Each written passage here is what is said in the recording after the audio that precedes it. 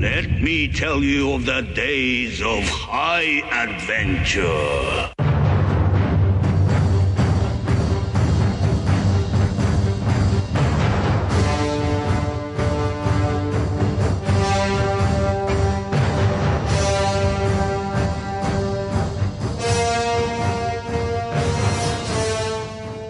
Hello, I'm Kevin. And I am John. And this is 6 Degrees of Schwarzenegger, the podcast where we take a long, hard look back at some of our favorite action movies from the era of Arnold. Schwarzenegger is the icon of the genre, and we're taking a deep dive into some of these 80s and 90s cult action movies, and we're breaking them all the way down. All the way down.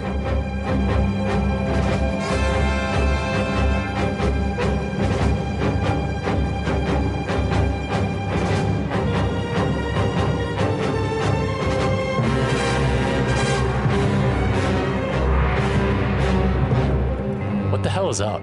Oh my God, dude. It's been a long day, and I'm a happy camper. We had a Braves win.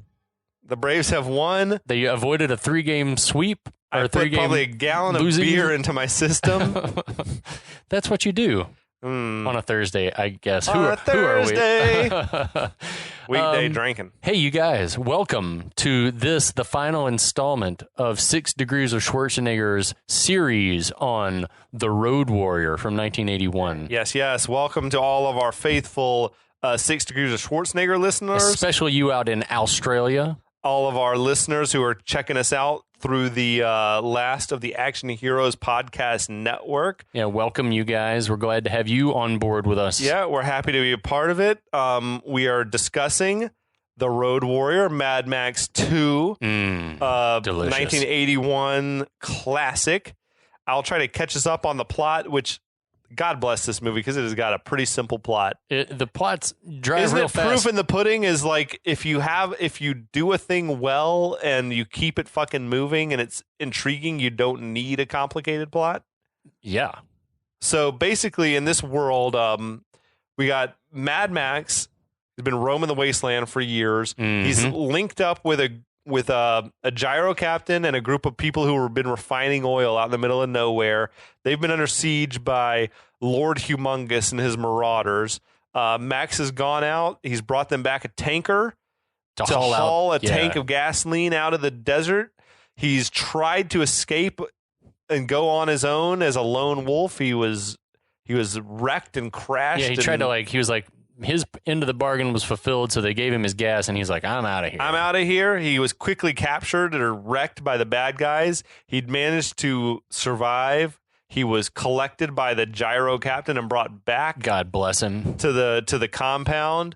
Everyone there is gearing up to make their big run, and Max is saying, hey, guys, why don't you let me drive that tanker? I'm the best chance you guys have got to get out of here anyway. So they've agreed to let him be their wheelman, and we're about to just come to a nonstop, adrenaline-fueled fucking thrill ride of a conclusion here. And that's how it happened. I remember it. Yeah. All right. Are you guys ready for part 5? I know I am. Kevin, you ready for part 5? Turk, are you ready for part 5? My faithful dog is here listening to all of this. That's right. The dog that's still alive. Well, The action picks up with Max investigating the shells that Pappagallo's just given him, like this handkerchief, like a restaurant napkin full of shotgun shells. The feral kids looking on. Everyone else starts loading up into their vehicles. The tanker, now heavily fortified and manned by Zeta, the mechanic, and Warrior Woman, will be escorted by Pappagallo, who's riding his pimped out Marauder vehicle that they souped up. I love that car. Yeah, it's badass. It looks like a CO2 cartridge car. Do you remember those? And did you ever do those in high school? No. They're like little wooden cars that you put a CO2 cartridge in the back and you hit the pin and the car it was like flies. a soapbox racer, but they're basically. like 8 inches long, little wood car. Oh, that's rad. That's what this car looks like. I think somewhere on the commentary or something they refer to it as like the lobster trap car, and it does have the look of a lobster trap. Yeah, because so much of it's like punched metal. So they put a cowcatcher on the front of the thing and a turret. Humongous had shot through the radiator when they brought it in, so I think they wanted to armor the front of the vehicle. Armor that bitch up. It's insane that something like that exists. It's shades of things to come in Fury Road, right? Where they had the cowcatcher on the front. It's like this armored tanker with turrets and everything. Yeah. So we see Captain's girl running to load up on the school bus and giving like a loving smile to the captain who's getting his gyrocopter started. She really does like him. Yeah, he's stuck around. He did the honorable thing, and I think that he's punching way above his weight as well. Good for him. Yeah, it proved that that he's a good guy, that he did the honorable thing. For sure. So, meanwhile, outside, Humongous's Marauders are waiting. There's a vanguard of cars and cycles like lined up ready to charge. Humongous is driving his hostage-adorned vehicle, and he now has Wes on a leash on the hood of the truck. Is that fucking amazing Yes. or what? Oh, Wes, You puppy. You puppy. He seems content to be on the leash as well. Like he's not. It's almost like he's been conditioned. He's like when you're on the leash, you have to behave, and when I let you off the leash, you can go fucking crazy. I want to know the culture within Marauders like camp, because it does seem like he's content. Like the same. If I'm walking my dog and he's on the leash, he's pretty chill. But if he's off the leash, then he feels like the need to be aggressive. Absolutely. So we cut back inside the compound. The feral kid's caught trying to stow away on the tanker and is taken to the school bus. We cut back to Humongous, and he's loading that Nazi pistol. Dude, the build-up, like the music. Oh, it's awesome. Everything is so great. Like the build-up to a battle in a movie can be so fucking good, man. Like it's probably never been done better than in Two Towers. The build-up to the Helm's Deep battle. Shit. But the build-up to some of the stuff in Braveheart, I think of as well. Just like the build-up, the intense build-up to like a battle is coming can be so fucking great to watch. It's about to come to a head. So as the tanker pulls out, feral kid gets loose and climbs aboard. You can't contain the feral kid. No, man. You can't stop him. The tanker bursts out of the compound, knocking wreckage out of the way. Humongous opens fire, but the cowcatcher successfully stops bullets. The captain flies out in front, dropping firebombs. I wish it had been snakes, but firebombs is good too on the bad guys to clear a path. Love that he's so quickly become a team player. Yes. The tanker plows through the Marauder camp. Bad guys jumping out of the way. Cars are flying out of the way. Humongous takes a shot at the gyrocopter, and from the sound and the captain's reaction, I thought he got hit. It seems to have done some damage. He sort of freaked out, if nothing He's else. like, oh, I couldn't tell if he hit him or not, but yeah, he sort of like went flying out of control away. As the tanker drives off with the Marauders in pursuit, some stragglers see the rest of the refiner crew leaving in a different direction. And so some punks and smegma crazies are like heading back to the refinery. Because they seem completely indifferent to those others leaving. But yeah. I mean, it's like they said, they're going to be so locked in, I guess, on the tanker. Yeah. And I'm also wondering if that was part of the plan. It's like, if they run, you guys go, like some of you need to go back in and get the compound. The refinery itself should be the real prize. Fuck the tanker. If there's 100 tankers worth of oil in the ground, like at the refinery, like that should be the thing. Although, I don't know, if they don't know how to actually refine the oil into gas, maybe it's useless to them to have the refinery. They just need the gas. Right. But I just found myself thinking like, God, yes, no, take the refinery. Like, fuck the tanker. Yeah, agreed. So they get in and start to like celebrate.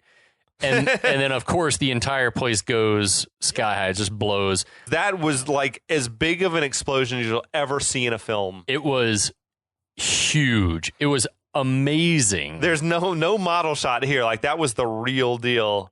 Oh, it was such a good effect. So on the highway, Humongous's entire army is chasing the tanker and its escorts, and the shots of the tanker being pursued by the Marauders are just all insanely cool. The music is fucking killing it at this point. Meanwhile, out on the highway, Humongous lets Wes off the leash. Also, Papagallo had veered off the road and a bunch of other people went off following him. Yeah. And I don't know why they'd bother a side pursuit of Papagallo. Like, just fuck him, let him go if he wants to draw some off. I guess so. I agree with you. It doesn't make the most sense. It doesn't make any sense. But whatever. Wes goes full-on Wolverine berserker, jumping on the hood of another car. His fucking psycho scream, the stunts, just like this whole little like section of the chase is insane. We're big Wes and Vernon Wells fans on this podcast because he is going for it. Yeah, he goes for it in a way that I wish that I could do anything in my life. Zeta and the mechanic start to throw firebombs from the back of the tanker. They hit one car, which goes up in flames and crashes. Dude, the stunts, all of the stunts in this final sequence are fucking amazing. But then we see like the bad guys starting to surround the tanker. Wes's car pulls up and Wes slings a grappling hook, which we love. Yes. If fans of the podcast know, nothing gets my adrenaline pumping like when a fucking grappling hook it comes into play. That's so fucking great. He throws it through the window and rips a door off. Yep. The stunts. Another bad guy approaching from the rear tosses another grappling hook. We get double hooked into the nest mounted on the back, and it like hooks Zeta in the leg.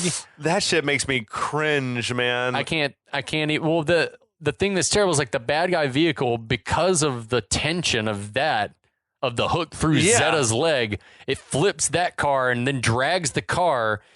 Like, can you imagine the pressure? It would. I mean, his leg. That's got to be crushing. It would bones. It would have destroyed. His leg is destroyed. So, but finally, the weight of it does rip the nest and Zeta off the back of the tanker. So, adios, Zeta. We hardly knew thee. The mechanic goes to throw another firebomb, but he gets shot with an arrow, and the firebomb like catches him on fire. I feel like we shouldn't laugh at this, but I also feel like it's meant to be a little funny. Yeah. It is a paraplegic burning. Right. Which, I mean, it still would be causing damage to tissue. Oh, no doubt. Whether he feels it or not. But but he's like, oh, fuck's sake. And he plays it kind of campy, like the look on his face. Yeah, he's like, oh, shit. Oh, shit. And his hands are on fire, too, because he's trying to, I think it's supposed to be, because he's like, well, fuck. The warrior woman, who we haven't seen up until this moment in the chase, moves up to try to, like, help him with a crossbow in each hand. She's a badass. She's awesome. Bear Claw Mohawk jumps from a vehicle onto the tanker. Warrior Woman shoots him with an arrow, and he's like dangling from the side by his claw hand. Bear Claw Mohawk is such like a deep cut villain, but I love the deep cut villains like Dutch and Karate Kid. If we do Dragon Con, if Dragon Con happens, one of us should be Bear Claw Mohawk, and one is Wes. Yeah, one is Humongous. You can be Humongous. No one wants to see like skinny fat Humongous. Like this character is he's so damn cool to me. Like the ones who you just see in the background who don't talk much, like Boba Fett. I feel like in the originals, like before they tried to make him his own, brand name. Yeah, it's just like he's just a cool ass looking guy that doesn't say much, and you want to know more about him. Yeah, the lieutenants that are just there, they do their job, they fuck shit up, they're badass. I'm a big fan of those characters in general. Agreed. The mechanic tries to assure Warrior Woman that he's good with his flaming. He's like, I'm fine. Wes shoots her with several arrows. Right in the gut. She falls and is caught in like the barbed wire that's strung on the side of the tanker, but she's still alive. She's like bloodied and like semi-conscious, but alive. As Wes was taking aim to take that shot, he basically like his face was like orgasmic. Yeah. It was like an O face. It's Vernon Wells, your talent. The body count is piling up quickly. Oh, yeah. Right? Like, I feel like this happens in these movies where you're like, wow, I was not expecting they're losing all their guys in the first 2 minutes of this chase. Also, I noticed in this scene particularly, like her hair was crimped, big time crimped. It's been crimped the whole movie, but like you can see, like the sunlight is like glinting off the crimps. I think that shit's ready to make a comeback. I feel like it sort of did in the like right after the aughts, like in the 2010s. Okay, the it was back for a minute. Well, they were like girls started to do these feathers in their hair, and so I think that was that generation's like crimped hair was like stringing these, basically threading these feathers in your hair. Yeah. And that went out of style very quickly. Just as quick as it came, it was gone. Exactly. But crimping could very well make a comeback. I'd be into it. I mean, but maybe it's just her. Like she makes it look good. She fucking rocks it. Yeah. So over on the other side of the tanker, Wes helps get Bear Claw Mohawk up and moving again somehow. And meanwhile, Mechanic has finally managed to like put out his body fire. Mm-hmm. And just then, Max runs Wes's vehicle off the road. Dude, I watched that shit on slow motion, like frame by frame. I am 90% sure that was Vernon Wells was on that car that got sort of spun out in the dirt. I'm like, that is fucking dangerous. Yeah. It was open roofed. Like, it could have rolled easily.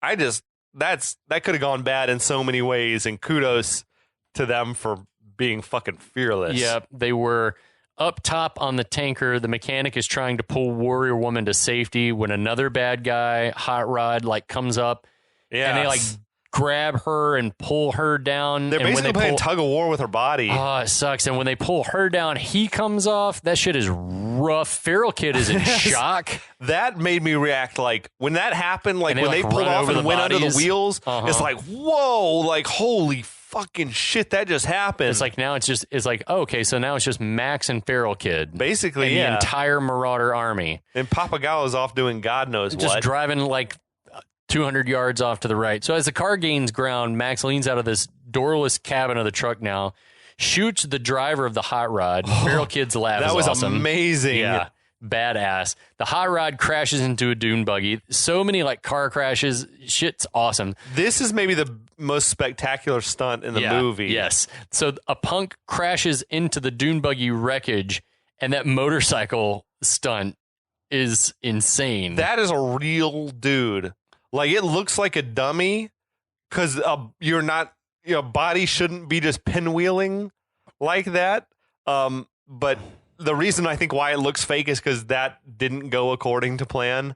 Like, he shattered his femur. Oh my God. He wasn't supposed to like catch his feet on the roof of the car. He was supposed to like do something else. And he sort of just went into like limp mode once he was fucked up. Oh my God. That's Guy Norris is the dude's name. It's fucking Shout great. out to Guy Norris. It's a great name. He's like a legend in the stunt world. But he doubled in this movie alone. He doubled for Mel Gibson on all the Mel Gibson's driving stunts. Wow. He played Bear Claw Mohawk. Oh shit. Was the dude. Also, he said anytime that you saw someone jump from a vehicle onto the tanker, that was him. Like, regardless of, he'd change costumes and do it again. Wow. And change costumes and do it again. Whatever. But he was 21 when they made this movie. What? He had basically been like part of a touring troupe of like stunts that would travel around Australia doing whatever stunt shows. Basically, like the Jumping Wheel of Death or driving through. It was like that Evil Knievel era. Yeah. I know exactly what you're talking about. A quote from him that I read recently said, he's like, in those days, we thought we could eat 4-inch nails for breakfast and wipe our asses with sandpaper. He said, but he was went on to be an amazing, like, famous stunt coordinator. He did stunts up through Fury Road. Like the very last driving stunt he said he was ever going to do was he crashed one of the tankers in Fury Road. It's like amazing bookends to a career because this was his very first movie. That's it. The last one's what a Fury great Road. Story. He's got like 2 sons that are on his stunt team or whatever. Now I feel like stuntman is like one of those true family professions. Oh, yeah. Like the Flying Walindas or whatever, like the dudes who are like tightrope walking, type it is, shit. It's like carnies. It's like an artisan but sort not of diminutive. I don't mean that pejoratively. It's like a craftsman sort of artisan. Like, I can teach you this craft. They're performers, and I think it is more helpful to think about it as being like a craft than it is like performance. But it is performance too because you got to sell it. Yeah. Did we ever talk about Death Proof? Like it was part of the Grindhouse double feature. Yeah. Before there was, it was Kurt Russell, who's fucking amazing. He was playing a character in Death Proof called Stuntman Mike. Mm-hmm. And he said, he's like, I got into the business the way most people get into the business. Like, how's that? My brother got me into it. Right. It's just like, I feel like it is like that sort of family profession. Yeah, it's like, what do you do? Well, I'm a stuntman. How'd you get into that? Oh, my brother. Yeah. He got me into it. My dad was a stuntman too. Anyway, the chase continues. Yeah, that's right. So, like, stunt after amazing stunt all through here. The Hot Rod gets stuck in front of the tanker, then slung around it, and then destroyed. This shit is amazing that's happening. Yeah. You can't plan these things. I think they're just like, we're just going to crash these 2 things and see how it goes. Yeah, and to see which shot we want to use. For sure. So more bad guys close in from behind. One shoots out one of the, another of the tanker tires. Double bad guys jump onto the tanker. Both were apparently Guy Norris. Yeah, that's so sick. A biker trying to do God knows what gets pulled under the tanker's wheels. What was that dude thinking? I think that he had like a Wes-like wrist crossbow. Was he trying to get real close? He just got too close and it grabbed his hand. That's brutal. He got sucked under, man. But I do think that that's what he was trying to do, was shoot out a tire. Puncture another tire? Yeah. And maybe the vehicle just like went in. He zigged when he should have zagged. So from the air, the captain sees Papagallo leading his side pursuit off-road. Like the inexplicable secondary chase. Yeah. Would just like to shout out Brian May's work during the whole movie, but especially for how hard this whole sequence has fucked. Like the heart-pounding tension being built in the orchestra during this whole chase scene is like, it's unreal. It's otherworldly. It's so good. Was it a full orchestra? Yeah. Oh, God, that's amazing that they got a full orchestra for a movie small like this, though. Well, I would like to see the orchestration as probably like a studio orchestra. There was a string section, there were horns and drums. There was a full battery of everything like happening. So back in the main pursuit, Wes's vehicle is like quickly catching back up with the tanker somehow. They recovered. They're hauling ass. Yeah. Dude, it was like this fucking rad chopped like Ford Bronco or something. As Max reloads his shotgun, there are now several bad guys on the tanker, including Wes, who's just been helped on. Feral Kid's like scrambling around to the open door by way of a straight pipe exhaust. Max like flings him inside. Is that shit not hot to be like touching it, like squirreling around on the side of it? It should be. I love the moment. Like, it's a great moment with no dialogue. Yeah, where like he Max just sees the kid there and he flings him into the passenger seat. But that's awesome, too. So a guy on the roof of the cabin shoots an arrow through, but misses, thank God. Yes. Max then shoots a Mohawker who appears at the passenger window and then shoots the guy on the roof. Blowing dudes' faces off with this double-barreled. And then as he tries to reload, Bear Claw Mohawk, who's apparently 21 years old. Yes, and it was half the stuntmen in the movie, apparently, like half the stunts. Breaks through the back windshield and sinks that claw into Max's shoulder. Yes. Like a cry of pain. It's like wedged in there. Shotgun shells spill strategically out onto the hood of the tanker. Mm-hmm. Meanwhile, like Wes is like out on the roof swinging a Morning Star. Like, yeah, it's fucking insane. It's almost like it's made out of an engine part or something. Yeah, it's it looks like part of a motor, but it's like all I could think of is Jack Burton. Where'd you get that? Like, I'm thinking, well, it was mounted on the truck that he was riding on, which is awesome that they put the fucking the foresight into at least having it exist before. But Wes doesn't give a single fuck about anything except killing Max. Right. Like, he's just up there. He's standing on top of the cabin of a big rig. Yeah. It's going 80 miles an hour, just like swinging this thing. Yeah. Max slams on the brakes and Wes flies off the roof and appears to fly off the front of the truck, a la like Raiders. Yeah. Like off the front of the truck. Humongous's like trailing vehicle with the hostages mounted on the front like slams into the back of the tanker because Max slammed the brakes on, and like just their bodies are mangled, crushed. They're There's dead. Blood splatter on the That thing. is fucking gruesome. That was fucking. You're like, God damn! Did I just see that? What struck me watching this, like again, was like someone had to think about that and then suggest it in a meeting. You know what would be awesome is if when Max slams the brakes on, Humongous like plows into the back and the bodies just explode. Yeah, and people were like, yes, that's awesome. We got to do that. Yeah, we're definitely going to do that. It was accepted. Anyway, back in the truck, Feral Kid begins like seizing his destiny and attacks maybe his father, Bear Claw Mohawk. Apparently, I think what I read was that Bear Claw Mohawk was supposed to have this like more epic end, but after the broken leg, doing that stunt, like they had to sort of they carted him back onto the set with his leg in a massive cast or whatever, and they had to just shoot him basically close-ups, struggling from with Max, behind, struggling with Feral Kid, and doing creative framing to hide his leg. So just at that moment, Papagallo pulls up alongside the tanker and exchanges there's this weird glance with Max. He gestures like, I don't know what that is. What is the it hell, something man? to do with You gonna the let kid? this little mishap set you back? I couldn't are you good or what's going on? How are you? I don't even know what it was supposed to mean. It was a strange glance. It's very vague. Papagallo then he's yelling at Feral Kid to jump onto the car. He also says, "Come on, we've won," which is very strange. Who said that?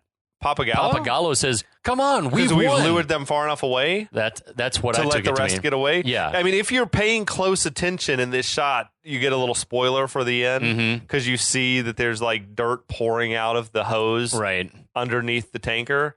But I thought the line "we've won." I was like, who's he talking to? Max? To Feral Kid. He's telling Feral Kid to hop on my car. Yeah, and he's like, jump over here. We've won. We can get out of here now. Weird. And we'll fuck Matt. Bye, Max. Bye, Max. Yeah. Good luck with the Marauders. So just then we see Humongous pull up behind Papagallo and throw a fucking trident into his back. I killed a guy with a trident. Yeah, Brick. I've been meaning to tell you. Maybe you might be wanted for murder. That shit was. You don't see tridents in movies often. I can think of like 3 movies. Yeah, exactly. Spartacus, this, Weatherman, and maybe in Gladiator. I can't remember off the top of my head. Anchorman, that's right. Yeah.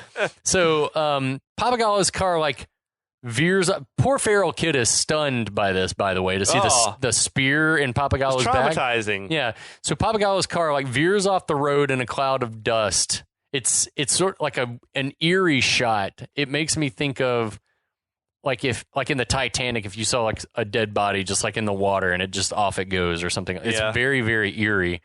So adios, Papagallo. Another barrage of arrows puncture more of the tanker tires. And there's a great shot. This is like a phenomenal shot of all the Marauders now in like single-minded pursuit with the captain flying just overhead. Yeah, that shot is insane to me. It is so fun. I would love to have that framed on a wall. You know, a thing that I heard, I don't know if I read it somewhere or if a friend said it, but about Fury Road, was it like any random paused screen in that movie like looks like a fucking poster for the movie. Like every frame is so inspired. Yeah. And this movie is not far off. Like you get these just amazing shots that are just sprinkled throughout the movie that you're like, Jesus Christ, that looks like a fucking work of art. Yep, agreed. 100% agreed. So as Humongous prepares to throw another trident, he's got tridents for days. Like he's got tridents like the captain's got snakes. Captain drops a firebomb onto Humongous's vehicle. However, the gyrocopter is hit with a volley of arrows and crashes roughly. Yeah, he does. That looked pretty severe. Like that looked fatal. Yeah, not sure how that thing is reinforced, but it seems like it might result in at least some broken legs or something. For sure. He crashed at high speed, like that Benny Hill speed. Yeah. Humongous pulls over because his car is on fire. Yeah, he's got to put the fire out. Why was Humongous like wearing furs at this point in the film? Because winter. When he's hauling ass, maybe he wears furs. Yeah.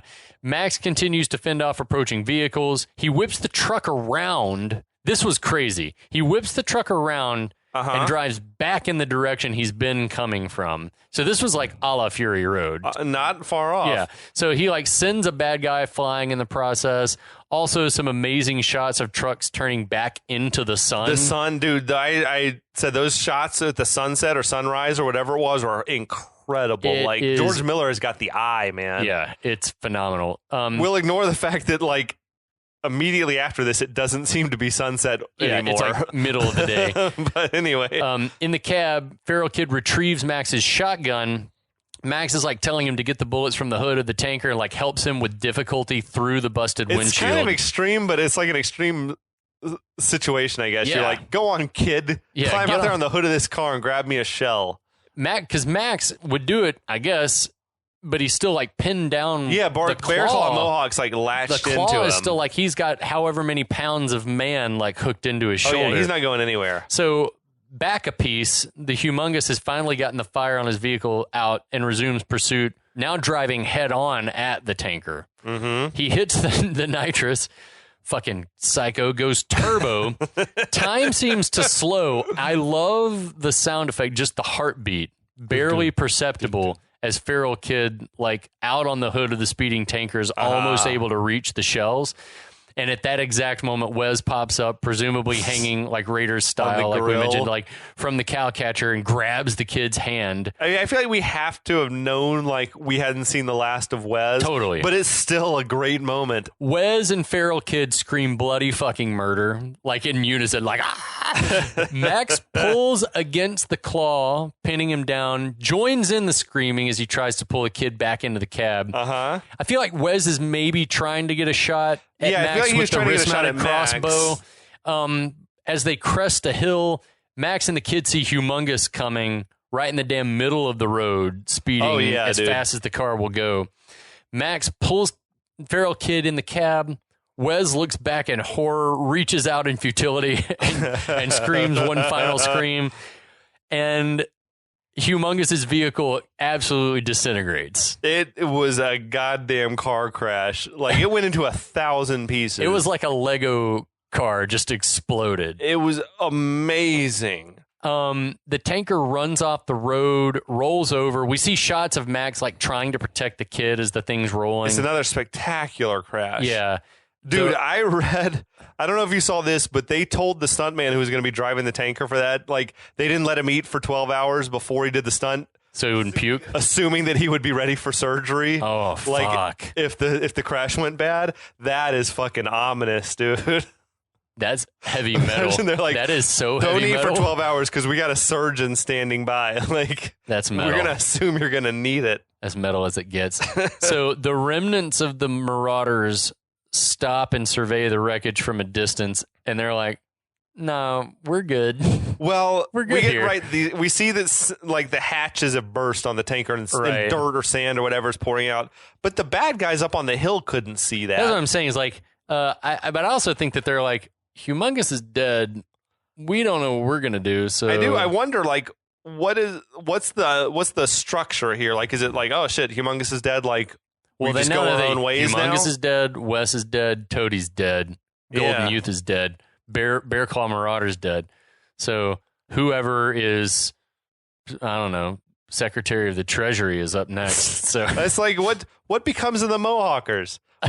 What becomes maybe they splinter and become their own groups again. What becomes of the Smegma Crazies and the Gay Boy Berserkers? Humongous was the glue holding all things together. So we cut back to the truck. Yeah, like you said, the hatches on the tanker have busted, revealing that it's full of dirt. Sons of bitches, Papagallo. Uh-huh. The last of the bad guys turn around and ride off. They seem sad. Of course, there were very fine people on both sides that day. Shit. I mean, they could not possibly, from a distance like that, have known that the tanker wasn't full of fuel. Although, except that it ought to have blown up. Right. Yeah, should have. Right? Yeah. So somehow Max and the kid have both survived this crash. Somehow. Max was barely hanging on to begin with. Max has got massive internal bleeding, a concussion, two fucked legs. I feel bad for the kid. He was just trying to protect his hero. Yes. So as he steps out of the wreckage, Max also sees that the tanker's filled with dirt. That's an iconic shot, like his hand underneath the thing. It's an amazing movie moment, but why would the refiners have bothered to fill the tanker with anything?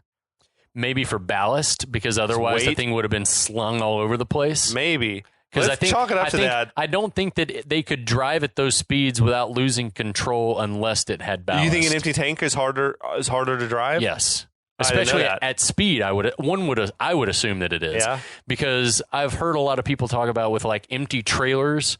Towing an empty trailer on a busy highway is super, super difficult. Okay. That's what I've been told. I'm into that. By people who know better than I do. In the end, Max, I guess, should feel lucky. Because if it had been full of fuel, he would have exploded and burned.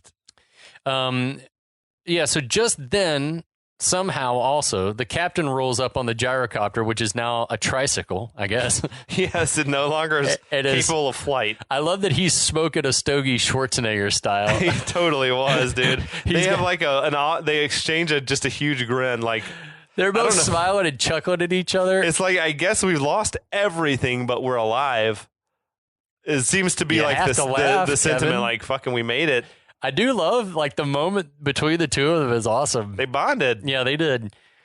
Screen goes black. Cut to the feral kid. We see the feral kid in the back of the school bus as the caravan heads north to safety to their place in the sun. It's like driving away and getting smaller in the distance. We hear the narrator voice come back saying that the captain became the new leader of the group and that they traveled far beyond the reach of men on machines. That made me wonder, like, is the premise that the wasteland is so big that no one can drive across it, but we have enough fuel to drive across it and no one can get to where we're going? I think that is the conceit, is that the middle of the country has been overrun, and that maybe on the coasts there's still some semblance of normalcy. Okay. Is what I think is the deal. Like, the further out you get, that's where more people and order, like the governments would have been out there. The governments probably would have seeded the middle of the country and been like, we can't control this. Yeah. We can control all this. Sure. So, in a deft move of trickery, we learned that they'd loaded all the other vehicles with barrels of fuel, just as Papagallo had planned. And it's revealed that the narrator is none other than an aged feral kid. That's a fucking awesome reveal as well. I became the leader. Yeah. He says in time he became the group's leader, the chief of the great northern tribe. Amazing stuff. And the road warrior, that was the last we ever saw of him. He lives now only in my memories. It's fucking like amazing, like mythic stuff. Oh yeah, and we see a near exact reverse of the open. Yes. With Max standing next to the car. He's got that rad car that Papagallo had been driving. Yeah, nearly in silhouette as the smoke swirls around, and that, kids, is motherfucking Road Warrior. The ending to me raises a million questions. Ask a few of them. I want to talk a few. Yeah. Like, what drives Max? What is he looking for? So we were talking a little bit about that, and honestly, I don't know, because he's not looking to help people. Right? Like, I feel like if all you want is solitude, like, you could just find yourself a nice spot and park your car. It's almost like it's almost like penance, and I don't know necessarily for what, but it's like the loss of his wife and child. He couldn't save his family. Right. And so and that's the thing about penance, right? There is no rhyme or reason to it. You do it until you've accomplished what you feel like you need to accomplish to achieve forgiveness. You've paid your debt. Have I paid my dues? The check's in the mail. The check is in the mail. So I think that Max is he's doing his penance for maybe not being able to save his wife and child. Also perhaps for wanton murder that he doesn't feel great about. Like, I feel like just driving and driving and driving in a world where it's nearly impossible to find gas doesn't make sense unless you're looking for something. Let me hit you with this. Tell me. I also looked at it as, like, in the Bible, if you're into that sort of thing, Moses and the Israelites roaming the desert for 40 years to travel roughly, I don't know, a few hundred miles. But it took them 40 years to get to where they were going. It's like, it was right over there. Didn't need to be out here this long, and so that's sort of this deal. It's like you were going through the trials that you needed to get through in order to pay your debt. Like, for me, I would have thought that Max is sort of like looking for a community to join, but we see he had that opportunity and he passed. Like, he's like, nah, you guys keep going, whatever. I mean, obviously it's like the Western archetype, right? Like, he's just a wanderer. He can't be tied down. He's a Ronin. He's like, is he looking for people to save like Batman? No, because he doesn't. That's the thing, right? He's like, I feel like he's haunted by the fact that he couldn't save his family. But then when he gets the opportunity, he sort of seems reluctant to step in. Or maybe he'll like do the right thing, but then as soon as it's done, it's like, all right, I need gas so I can leave. I gotta go. It's maybe he doesn't want to, whatever. He doesn't want to form those connections, those bonds again, in case he's going to lose it all again. Maybe. And this is something that I'm actually like sort of attuned to right now. It's like maybe wandering has become Max's method of like mindfulness. Sort of like David Lynch is very into like doing the same thing over and over and over again as a practice. And so maybe wandering has become, in a very like weird Buddhist transcendental kind of way, Max is practicing meditation. Like, this is his practice. Just driving on the open roads. This is his practice, is just like existing and contemplating like his loss, who he is, what the world has become, and that's it. Because I mean, for a lot of people, that's sort of their life, is like monks. That's all they do is contemplate their existence. I feel like I would be if jobs and nothing mattered, I'd be a happy dude just cruising. Same, I want to drive brother. like every road in the country. Same. But it's not like in the middle of where you have to kill people to get gasoline. Right. Or get killed. Yeah. I recently put on Fury Road, just pre-gaming for this. And in the little bit of commentary or voiceover off the top of that movie, Max is speaking, and he refers to himself as a road warrior searching for a righteous cause.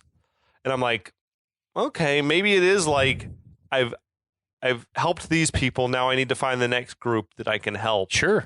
Or something. So but I do feel like it's Ronin. penance. Well, it's like a penance thing. That's a perfect analogy. I feel like he's trying to. He's like a monk. He's atoning for the sins of his past or his failures.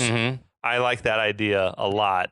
It makes sense. It also makes it seem, because it doesn't have to be tied to any one sense of purpose. It can just be like, I'm just trying to do whatever you could think of as being right in a situation like he's in, where the world is ended. Can you imagine that? Like, I mean, I can imagine it, I guess, but it's hard to like really get to the point to where it's like people are eating other people and the world has well and truly gone insane. George Miller said, he said as much, that he's heavily influenced by American Westerns and by samurai movies. There you go. For this. And it is like those themes, right? But then this movie of itself is so influential. It is just amazing the way movies work. Like James Cameron said, this movie inspired him to want to do Terminator. Like, that's badass. Just like the thought of like a society's collapsed or whatever, and what would it be like? I guess we really didn't talk about this movie having a Western vibe, because I've been mostly thinking about it as being like the nascence of the action movie genre. But it has all the same formula elements of Pale Rider and Kurosawa, Yojimbo, like all those things. It's got the same formula. Like drawn into this situation that he didn't create, sort of almost against his will, or he's reluctant to want to step in because he's whatever. But yeah, it's got all that shit. And I think of other movies that are whatever spin-offs are inspired by this. Waterworld, clearly. Yeah. There was like a really shitty Patrick Swayze movie called Steel Dawn. There was a bunch of... I never saw that. There was a bunch of post-apocalyptic movies that followed these. Yeah. That was a big theme. The Postman. I had that book for a long time. I never read it. I gave it to Goodwill. What about it inspired the wrestling tag team, the Road Warriors? Yeah. Those dudes, they wore the big pads. Hawk and Animal? Road Warrior Hawk, Road Warrior Animal, the big pads with spikes and the mohawks. What a rush. Yeah, those dudes were fucking radical. Yeah. This movie was the most expensive Australian production ever at the time, with a budget of a whopping $3 million. The shit. That's amazing, isn't it? Insane. So the movie made $24 million in America. I couldn't find its like global gross, but obviously it did a killing based on a $3 million budget. You know, it made me want to visit Australia. Like, I can't even tell you. Yeah, I want to see those wide open spaces. This and Crocodile Dundee make me want to go on a walkabout. I love Crocodile Dundee. Hell yeah. I feel like, I don't know if people in Australia are like, I wonder how they feel about the Crocodile Dundee franchise. They probably don't feel great about... Is it just stereotypical Australia? Sure. Everyone's drinking Fosters and their crocodiles. Everyone's like, on fucking doing mind melding with the wildebeests or whatever, the fucking water buffalo. I feel like he was making fun of it. Like, he was making fun of it because it wasn't like real. That's true. He was playing a character for the benefit of the reporter. Right. Okay. He was like, this is what he was basically saying. This is the character she thinks that I should be.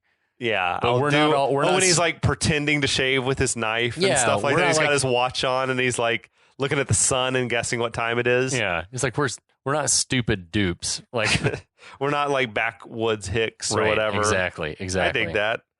This was voted the best action movie of all time in a 2015 Rolling Stone magazine poll. It's in my top 5, I feel like. It's on my Mount Rushmore. Yeah. I think Aliens is my favorite action movie ever. Fucking love Aliens. It's awesome. Along with like Die Hard, Lethal Weapon, the first Terminator, I feel like I like maybe more than the second. It's got the originality. I like the first one more than Terminator 2. Terminator 2 was like groundbreaking filmmaking. I mean, Terminator 2 is technically, obviously superior. Yeah. But I feel like it's almost the same plot as the first movie. Yeah. But with a better special effects. Yeah. You know Agreed. what I mean?